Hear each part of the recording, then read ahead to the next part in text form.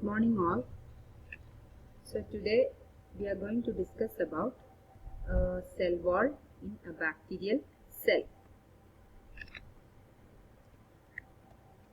So let me introduce about the cell wall. Actually, a cell wall is a structural layer surrounding some types of cells just outside the cell membrane. It can be either tough or flexible and sometimes rigid. It provides the cell with both structural support and protection, and also acts as a filtering mechanism. Cell walls are present in most prokaryotes except molecule bacteria, in algae, fungi, and eukaryotes, including plants, but are absent in animals. The major function of the cell wall is to act as pressure vessels, preventing overexpansion of the cell when water enters. So it may result preventing overexpansion of the cells. Now about history. A plant cell was first observed and the name it was simply as a wall, and this name was given by Robert Hooke in 1665, and in 1804 Carl Rudolphi and J.H.F. Link proved that cells had independent cell wall. So in this part of history, so much of discoveries have made, but I am not coming to that points. Only two main discoveries I had mentioned only. There are so many discoveries related to the cell wall. I am not mentioning all of them. Now the cell wall of the bacteria deserves special attention for several reasons. What are the several reasons? They are an essential structure for viability as described above. So it is an important structure of viability, and also they are composed of unique components. The components will be discussed later. Unique components which are found nowhere else in nature, and they are one of the most important sites for the attack by antibiotics. For example, penicillin. So the penicillin mostly attacks the cell wall of the bacteria. That means beta-lactam antibiotics. Then next point, they provide ligands for adherence and receptor sites for the drugs as well as for the viruses to attack. They cause symptoms of disease in animals. So they are responsible for causing symptoms in animals. They provide for immunological distinction and immunological variation among different strains of bacteria, because each of these different strains have slight difference in their cell wall component. So this may provide an immunological distinction, that is different from one strain from another strain. That distinction is given by this cell wall, has a peculiar property of immunological distinction. So these are the important reasons where it deserves special attention. Most of the prokaryotes have a rigid cell wall. So actually the cell wall is present in plants, fungi, as well as archaebacteria, etc. But also prokaryotes also have a rigid cell wall. The cell wall is an essential structure that protects the cell protoplasm, that is inward of this prokaryotes, from the mechanical damage and from the osmotic rupture or lysis. So it protects the bacteria from the osmotic rupture, that means overexpansion, then mechanical damage.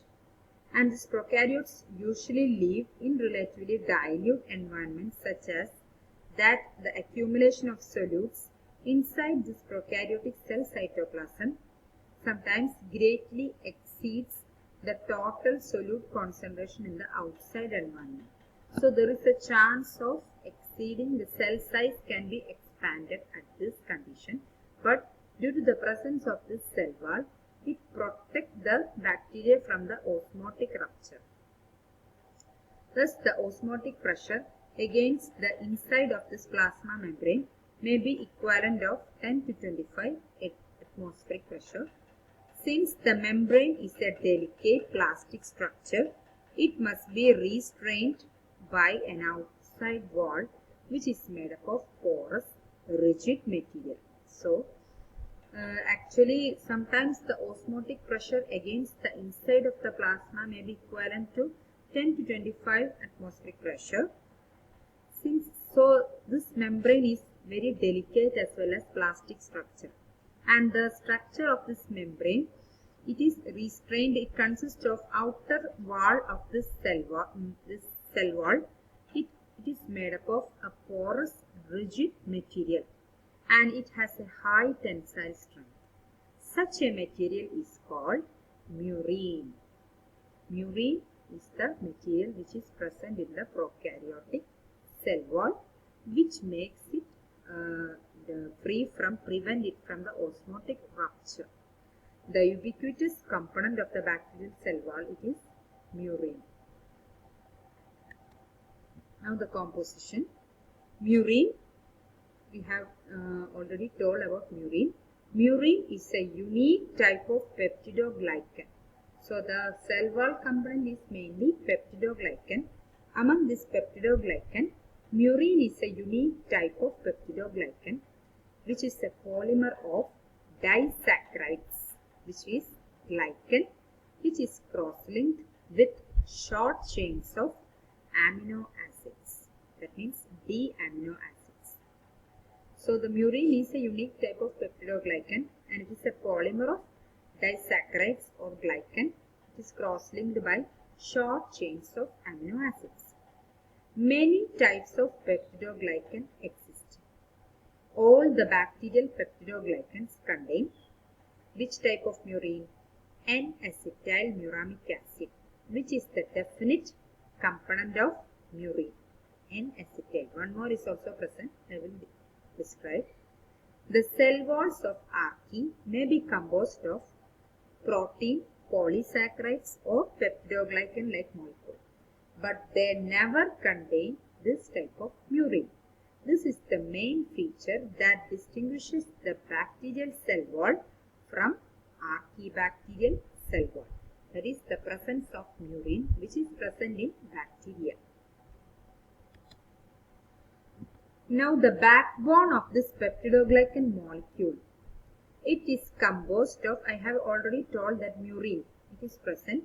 It is a type of peptidoglycan, and thus this murine, its backbone of this peptidoglycan molecule, it is composed of two derivatives of glucose. What are the two derivatives? One is NAG, another one is NAM. NAG means N-acetyl glucosamine. NAM means N-acetyl muramic acid. Both of these are the derivatives of glucose with a pentapeptide coming off NAM and varying slightly among the bacteria.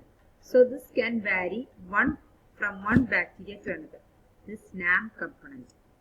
So both this NAM and NAG strands are synthesized in the cytosol of the bacteria, and they are connected by interpeptide bridges. So both this NAM and NAG are connected by interpeptide bridges.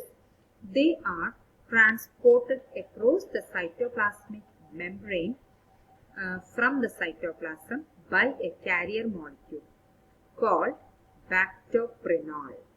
It is a carrier molecule which carry or transport those NAM and NAG from the cytoplasm towards the cytoplasmic membrane, that means towards the cell wall. From the peptidoglycan inward, all the bacterial cells are very similar.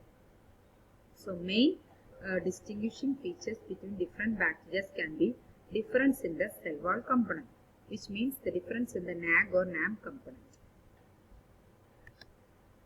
Going further out, now this bacterial world divides into two major classes based on the difference in their cell wall. Now this bacterial world can be divided into two major classes. First one is gram-positive, second one is gram-negative. The cell wall provides important ligands for adherence and receptor sites for viruses or antibiotics. So I have already told that the penicillin antibiotic which may bind on this cell wall up to the cell wall. So so it acts as a receptor site. Cell wall acts as a receptor site for both antibiotics and viruses.